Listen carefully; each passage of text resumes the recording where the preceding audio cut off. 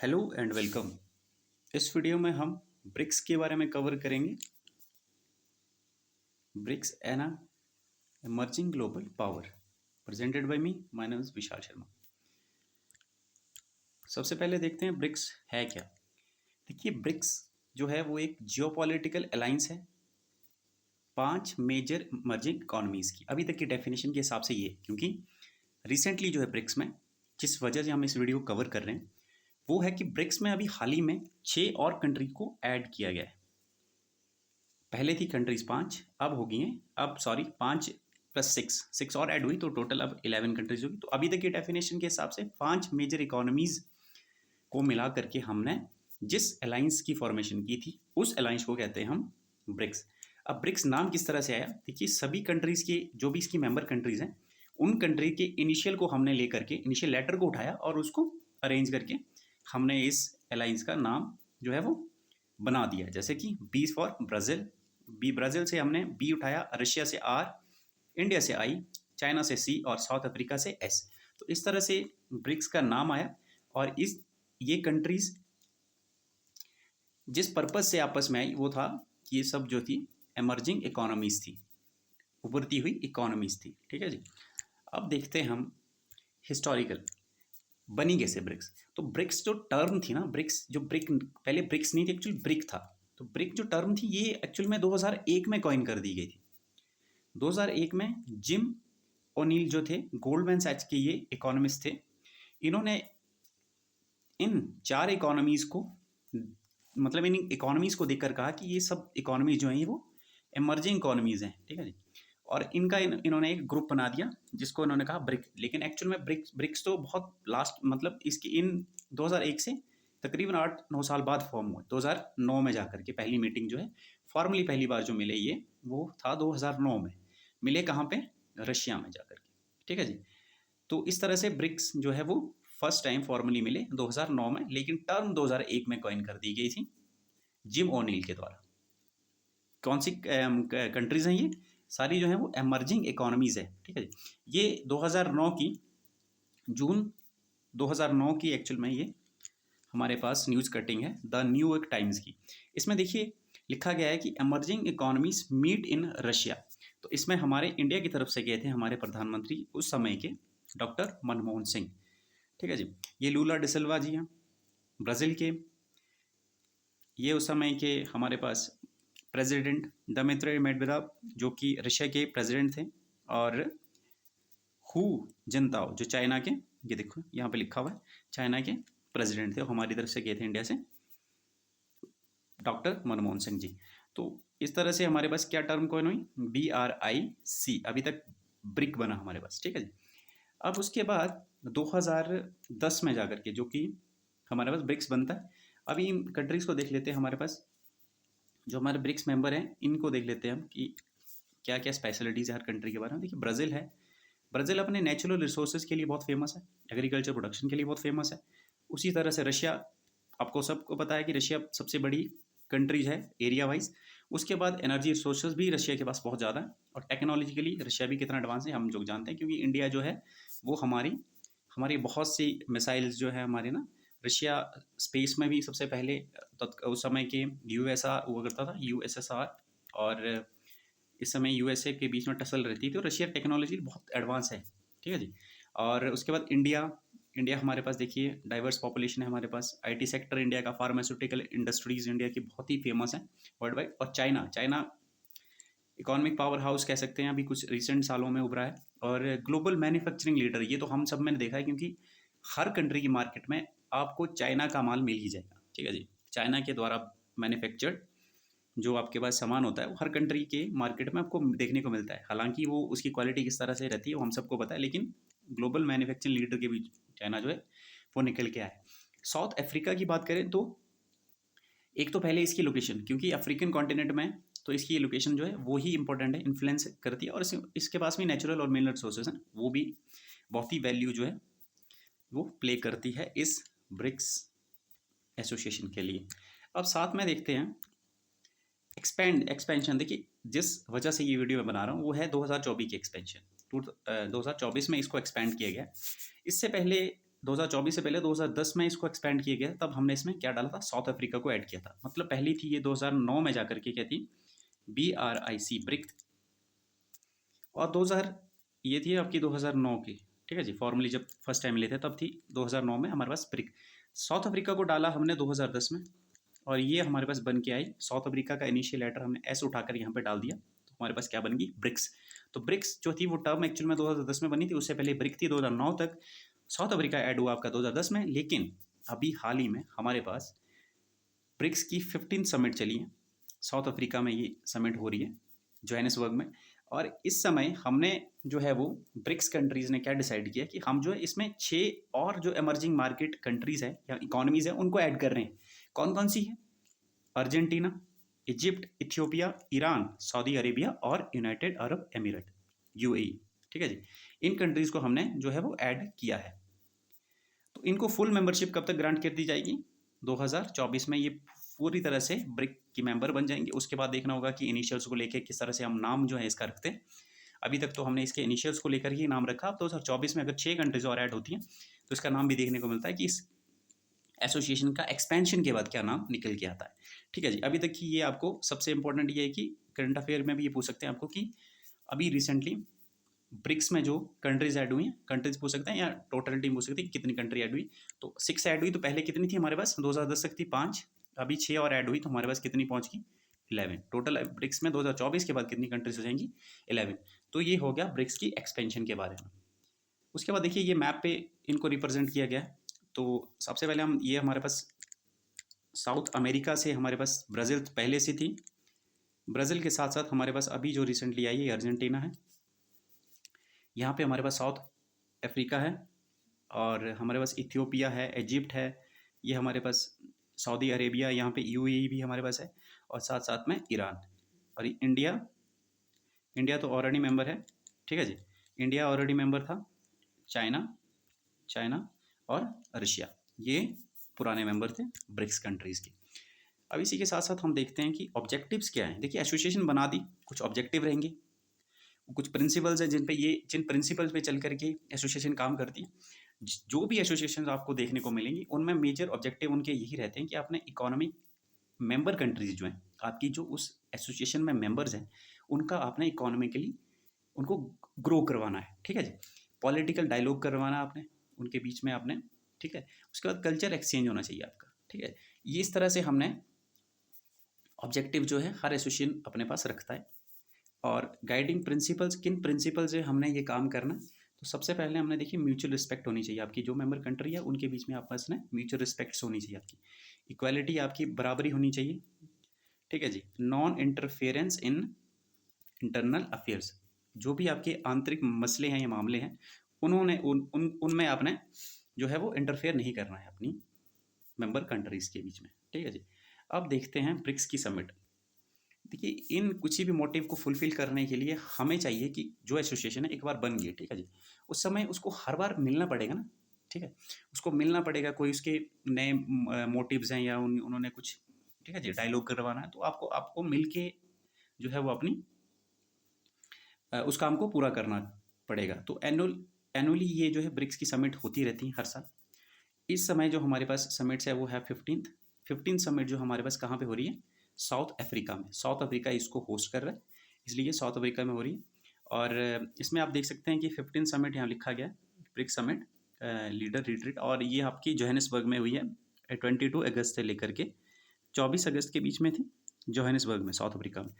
तो इसमें आप देखिए कि सभी ये इंडिया से हमारे पास Narendra Modi ji, Cyril Ramaphosa, south Africa, ये हमारे चाइना से उनके प्रेसिडेंट हैं, और लुला दा सिल्वा जो है ब्राज़ील से। और देखिए चाइना जो साउथ अफ्रीका ना सॉरी रशिया है, उनके एक्चुअल में जाना चाहिए था यहाँ पे रशिया के प्रेसिडेंट व्लादिमीर पुतिन को, लेकिन वो ना जा करके उन्होंने अपने बिहाफ पे किसी और को सेंड किया। तो इसका कारण ये है कि जो हमारे पास इंटरनेशनल क्रिमिनल कोड है ना जी, इन्होंने क्या किया है, इस कोर्ट ने क्या किया है कि जो हमारे पास व्लादिमीर पुतिन है उनके अगेंस्ट एक वारंट इशू किया। अब वारंट इशू क्यों किया, उसका कारण क्या है, तो कारण ये है कि जो रशिया और यूक्रेन का वॉर हो रहा है उसमें ICC का मानना है कि इन्होंने क्या किया है, व्लादिमीर पुतिन के साहब ने क्या किया है कि वॉर क्राइम जो है वो किया है, अनलॉफुल डिपोर्टेशन की है बच्चों की, और उनको ट्रांसफ़र किया है बच्चों को, जो यूक्रेन से अपना एरिया ऑक्यूपाइड के लिए, वहाँ से बच्चों को आपने इलीगली अनलॉफुल ट्रांसफ़र कर दिया उनको रशिया में। तो इनका ये कहना है कि इसलिए इनके खिलाफ जो है वो क्या किया गया है, वारंट इशू किया गया। अब वारंट चलो इशू हो गया, तो आप ये भी कह सकते हैं कि international court of international criminal court ने अगर ये वारंट इशू किया तो क्यों ना वो उनको गिरफ्तार कर ले। ठीक है जी, हो सकता है उनको डायरेक्ट गिरफ्तार, लेकिन ऐसा नहीं है। ऐसा इसलिए नहीं है क्योंकि जो हमारे पास रशिया है ना जी, वो आईसीसी का सिग्नेटरी है ही नहीं, उसने आईसीसी पे साइन किया ही नहीं। ठीक है जी, आईसीसी का वो सिग्नेटरी नहीं है, तो उस पर वो लॉ लागू नहीं होगा। लेकिन साउथ अफ्रीका जो है ये आईसीसी का सिग्नेटरी है। अब साउथ अफ्रीका सिग्नेटरी होने की वजह से ये जो है साउथ अफ्रीका पे ऑब्लिगेशन लग जाती है कि अगर आईसीसी ने किसी इंडिविजुअल के खिलाफ अगेंस्ट जो वारंट इशू किया है, तो अगर वो उसकी सिग्नेटरी कंट्री, जैसे कि इस केस में साउथ अफ्रीका है, वहाँ पे आता है, तो साउथ अफ्रीका उसको अरेस्ट करना होगा। तो इसी वजह से व्लादिमीर पुतिन साहब इस ब्रिक्स समिट से एब्सेंट रहे, ये कारण है उसका। तो आईसीसी के बारे में आपको पता होना चाहिए कि आईसीसी जो है वो इंटरनेशनल क्रिमिनल कोड है। इसका हेडक्वार्टर जो है आपका हेग में है, नीदरलैंड्स में। हेग नीदरलैंड में इसका हेडक्वार्टर है, और ये इंडिपेंडेंट जुडिशियल बॉडी है। ठीक है जी, इंडिया भी इसका जो है वो इसका सिग्नेटरी इंडिया भी नहीं है, मतलब आईसीसी इंडिया भी इसका सिग्नेटरी नहीं है। तो आपको ये याद रखना है। अब इसके साथ साथ हम देखते हैं इकोनॉमिक कॉरपोरेशन, ये आप ब्रिक्स का देख रहे थे हम, अभी हम इकोनॉमिक कॉरपोरेशन देखते हैं। देखिए ब्रिक्स कंट्रीज़ का अस्तित्व में आना का मुख्य कारण यही था कि वो कंट्रीज़ जो थी उनकी इकोनॉमी फास्टली ग्रो कर रही थी, या एमर्जिंग इकोनॉमीज उनको कहा गया था। इस केस में क्या होता है कि हमारे पास देखिए रफली जो पॉपुलेशन, इनकी इकोनॉमिक कंट्रीब्यूशन सिग्निफिकेंस की बात करें तो जीडीपी, वर्ल्ड की जीडीपी का लगभग 24% या 25% जो है वो इन कंट्री से आता है, ब्रिक्स नेशन से आता है, जो भी 5 ब्रिक्स नेशन है। ठीक है जी।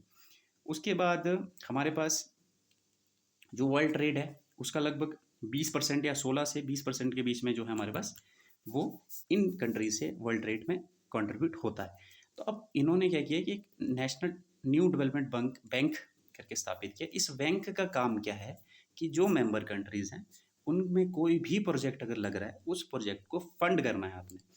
ठीक है जी। तो ये क्या करता है, फंड करता है प्रोजेक्ट को मेंबर कंट्री में। इंडिया में भी जैसे कि मुंबई मेट्रो के लिए जो फंडिंग हुई है वो एनडीबी ने की है। इस तरह से बहुत से और वेंचर्स हैं और हमारे पास प्रोजेक्ट्स हैं जिसके लिए कि एनडीबी जो है वो फंड प्रोवाइड करवाता है। अब फाइनेंशियल सेफ्टी नेट, इसका क्या मतलब हुआ? देखिए 2008 में हमारे पास वर्ल्ड में इकोनॉमिक क्राइसिस थे। ठीक है जी। तो हमने सीआरए की हेल्प से क्या करते हैं कि अगर किसी भी कंट्री में बैलेंस ऑफ पेमेंट क्राइसिस है, इस तरह की प्रॉब्लम अगर आती है, तो ये शॉर्ट टर्म में उनको लोन प्रोवाइड करता है, लाइक आईएमएफ। तो इस केस में हम देख सकते हैं कि जो सीआरए है उसके थ्रू हमने आईएमएफ को भी रिप्लेस करने की कोशिश कर दी है, या फिर मेंबर कंट्रीज ने ये कोशिश की है कि हमारी डिपेंडेंस जो है वो आईएमएफ से कम होकर के थोड़ी कम हो जाए, मतलब। ठीक है जी। ये यहाँ पे मैंने लिखा हुआ है कि reduce dependence on external financial institutions like IMF. IMF जैसे इंस्टीट्यूशन से हमारे पास जो है उसकी डिपेंडेंस खत्म हो जाए, इसलिए हमने कंटिजेंट रिजर्व अरेंजमेंट अपनी तरफ से किया है, ताकि हम बैलेंस ऑफ पेमेंट क्राइसिस या फिर किसी भी मेंबर कंट्री में अगर कोई फाइनेंशियल क्राइसिस आते हैं तो ये जो है उसमें हेल्प आउट कर सके, इसलिए हमने फाइनेंशियल सेफ्टी नेट भी प्रोवाइड करवाया है। ठीक है जी। उसके बाद हम देखते हैं पॉलिटिकल कॉर्पोरेशन। देखिए पॉलिटिकल कॉर्पोरेशन से मतलब है हमारे पास कि हमने साथ में मिलकर ग्लोबल इश्यूज को रेज करना है। For example climate change. देखिए क्लाइमेट चेंज से लड़ना है, तो अगर एक कंट्री ये बोलेगी कि क्लाइमेट चेंज की दिक्कत है, तो उससे हालांकि इम्पैक्ट पड़ेगा लेकिन उस लेवल पे नहीं पड़ेगा। लेकिन आप सोच लीजिए, आप एक एसोसिएशन है जो कि अब 11 मेंबर की कंट्री होने वाली है, 5 मेंबर की एसोसिएशन है, उसमें बहुत सी मतलब मेजर कंट्रीज़ हैं, लाइक रशिया है, उसमें चाइना है, इंडिया है, ब्राज़ील है, साउथ अफ्रीका। ये तो इन कंट्रीज़ का अपना एक रुतबा है मतलब वर्ल्ड लेवल पे। अगर ये साथ में बोलेंगी, ठीक है जी, अगर ये मिलकर के साथ में ये बोलेंगे कि देखिए क्लाइमेट चेंज की दिक्कत है, तो वर्ल्ड को सुनना पड़ेगा। ठीक है जी। अगर अकेला कोई ब्राज़ील ही बोल दे मतलब, तो क्या होगा कि उस लेवल का इम्पैक्ट जो है वो वर्ल्ड लेवल पे नहीं होगा। लेकिन जब ये साथ में मिलकर सब एसोसिएशन की मेंबर कंट्रीज साथ में बोलेंगी कि इस तरह की दिक्कत है, तो वर्ल्ड जो है उसको ध्यान से भी सुनेगा और इस पर एक्शन लेने के लिए भी आगे आएगा। अब ये करेंगे प्रमोट, हमने सस्टेनेबल डेवलपमेंट को प्रमोट करना है, ठीक है जी। उसके बाद इंडिया का इसमें देखिए, इंडिया जो कोशिश करता है कि टेररिज्म जो है उसको भी हमने बढ़ चढ़ के इसमें उठाना है, ताकि वो वर्ल्ड लेवल पे ये जाए कि इंडिया जो है टेररिज्म भी एक दिक्कत है बहुत बड़ी। तो इस तरह से ये फॉर्म हम यूज़ करते हैं, ठीक है जी। उसके बाद एडवोकेट करेंगे रिफॉर्म। एडवोकेटिंग रिफॉर्म से क्या मतलब है, देखिए आईएमएफ और वर्ल्ड बैंक में इनिशियली जब ये इंस्टीट्यूशन बने थे तो इनमें जो डेवलप्ड कंट्री थी लाइक यूएस, तो इन कंट्रीज़ का रुतबा दबदबा रहता था, ठीक है जी। तो जब 2009 में ये इन कंट्रीज़ जो 2009 में ये फर्स्ट टाइम मिले थे ना, ये फॉर्मली मीट करे थे ये ब्रिक्स नेशन, तो इन्होंने यही कहा था कि यार ऐसा करो, जो आईएमएफ में आप अपॉइंटमेंट करते हैं ना, जो इनकी एग्जीक्यूटिव पद पे आप अपॉइंटमेंट करते हैं, इनके हेड के अपॉइंटमेंट करते हैं, उनमें पारदर्शिता लाया जाए और उसमें एक एक सेट ऑफ क्वालिफिकेशन होनी चाहिए। ये नहीं कि आपने यूएसए का कोई फेवरेट बंदा उसको आपने यहाँ पे बिठा दिया ताकि बाद में सुने किसकी, यूएसए की कहने पे वो लोन प्रोवाइड करें उन कंट्रीज़ को जो कि यूएसए के फेवर में बात करती हैं। तो इससे क्या होगा, इनकी मोनोपोली है, यूएसए की मोनोपोली है इन इंस्टीट्यूशन में। तो उन्होंने कहा कि रिफॉर्म लाया जाए ताकि जो आईएमएफ जैसे इंस्टीट्यूशन है ये जो है वो डेवलपिंग कंट्रीज़ या फिर जो गरीब कंट्री है, पुअर कंट्री है, उनकी भी सुने, उनके बारे में भी सोचें, ठीक है जी। तो इस तरह से इन्होंने रिफॉर्म के लिए भी कहा और ग्लोबल इश्यूज़ को भी वर्ल्ड लेवल पे उठाया। उसके बाद देखा जाए तो अभी चैलेंजेस क्या क्या है, देखिए बहुत से चैलेंजेस जो हैं वो हैं ब्रिक्स में। सबसे पहले इकोनॉमिक डिस्पैरिटी। इकोनॉमिक डिस्पैरिटी का मतलब है कि देखिए इसकी मेंबर कंट्री के बीच में भी, इसकी मेंबर कंट्रीज़ जो हैं उनके बीच में भी इकोनॉमिक डिस्पैरिटी है, मतलब सभी कंट्रीज जो हैं सेम इकोनॉमिक लेवल पे अभी तक नहीं पहुंची। कुछ कंट्री भी गरीब है, कुछ कंट्री ठीक है। तो इस तरह से इकोनॉमिक जो है डिफरेंसेस हैं among BRICS nation can pose a challenge to corporation. Secondly allegation लगती हैं कि ये इनएक्टिव रहता है बहुत टाइम। इनएक्शन मतलब कि बहुत से ऐसे ग्लोबल इश्यूज़ हैं जिनके बारे में ये एसोसिएशन जो है वो बात नहीं करती। उसके साथ साथ फ्यूचर पर्सपेक्टिव यहाँ पे मैं और ऐड करना चाहूँगा चैलेंज में ही, कि इंडिया और चाइना का, जैसे कि इंडिया और चाइना का बॉर्डर कॉन्फ्लिक्ट रहता है, इंडिया चाइना का बॉर्डर पे कॉन्फ्लिक्ट रहता है, ठीक है जी। तो ये भी थ्रेट ही है क्योंकि दोनों नेशंस जो है आपस में बात इनके आप परस्पर, मतलब अगर ये कंट्री आपस में इनके बॉर्डर सेटलमेंट नहीं है तो इनके बीच में एक रिफ्ट सी पैदा हुई है, तो वो कहीं ना कहीं इस एसोसिएशन के लिए भी ठीक नहीं है। हालांकि अभी रिसेंटली जो है वो साउथ अफ्रीका में इन्होंने दोनों कंट्रियाँ मिलकर के कहा कि हम जो है वो हमारी डी एक्सेलेशन करेंगे और बॉर्डर से एक बफर जोन बना करके दोनों कंट्री जो है पीछे हट जाएंगी, LAC से, लाइन ऑफ एक्चुअल कंट्रोल से दोनों कंट्री जो है बफर जोन बनाएंगे और पीछे हट जाएंगे। देखिए इस तरह से अगर आपकी कॉन्फ्लिक्ट रहेंगे या आपकी मेंबर कंट्रीज़ के बीच में कॉन्फ्लिक्ट है तो कहीं ना कहीं एसोसिएशन के लिए वो ठीक नहीं है। और अभी रिसेंटली जो मेंबर ऐड हुए हैं, तो देखिए चाइना चाहता था कि पाकिस्तान को ऐड किया जाए। पाकिस्तान को ऐड करने का मतलब है कि इंडिया ने जो था इसका सख्त अपोज किया कि नहीं यार पाकिस्तान को ऐड नहीं कर सकते, क्योंकि जिस तरह से पाकिस्तान का रवैया है टेररिज्म को लेकर के वो ठीक नहीं है। अगर वो इस एसोसिएशन में आ जाता है तो वो क्या करेगा, चाइना को फेवर करेगा। इस तरह से इसमें सऊदी अरेबिया और ईरान का आना भी कहीं ना कहीं क्या करेगा, जो चाइना की तरफ ज़्यादा लीन है वो लोग, क्योंकि USA जो है वो इनके अगेंस्ट है और ये जो है वो दोस्त का दोस्त, सॉरी दुश्मन का दुश्मन जो है वो भाईचारा आपस में, ठीक है जी। वो इन केस चाइना के केस में ऐसा होगा तो चाइना और साउथ अफ्रीका और ईरान जो है वो एक गुट बन के रह जाएगा, मतलब with in this group also. तो ये भी मतलब एक थ्रेट ही है। तो हमारे पास इस तरह से चैलेंजेस हैं ब्रिक्स नेशंस के लिए, ये चैलेंजेस हैं। फ्यूचर प्रोस्पेक्ट ये है कि पोटेंशियल है देखिए ग्रोथ का। अभी हमारे पास 6 कंट्रीज इसमें थी, सॉरी 5 कंट्रीज थी ब्रिक्स में पहले। तो हमारे पास क्या था, हम लोग जो थे पॉपुलेशन का लगभग 40% प्लस पॉपुलेशन थी, मोर देन 40% पॉपुलेशन वर्ल्ड की। और GDP में हम लोग लगभग 24% कंट्रीब्यूट कर रहे थे, इससे भी ज़्यादा, ठीक है। 24% का GDP वर्ल्ड GDP में कंट्रीब्यूट कर रहे हैं। और हमारे पास वर्ल्ड ट्रेड का 16% हमारे पास वर्ल्ड ट्रेड जो है वो इन्हीं कंट्री से आ रहा था, ब्रिक्स की 5 नेशन से।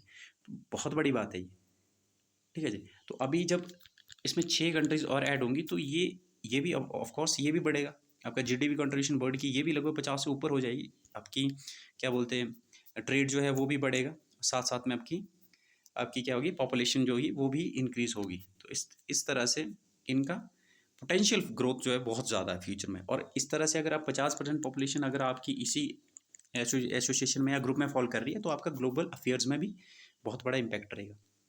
ठीक है जी। आपको जो है वो BRICS is likely to continue the influence of global politics economics and trade, ये ठीक है, इस तरह से ये जो है इफेक्ट करेगा। और फ्यूचर आउटलुक ये है कि BRICS is expected to play increase significant role in the world में, सिग्निफिकेंट रोल प्ले करने के लिए ब्रिक्स रेडी है। ठीक है जी। तो इस तरह से हमने ब्रिक्स कंट्रीज़ का थॉरो कवर कर लिया है। Thank you so much for watching this video. If you like this video then अगर हेल्पफुल लगे तो आप शेयर भी कर सकते हैं। Thank you once again for watching.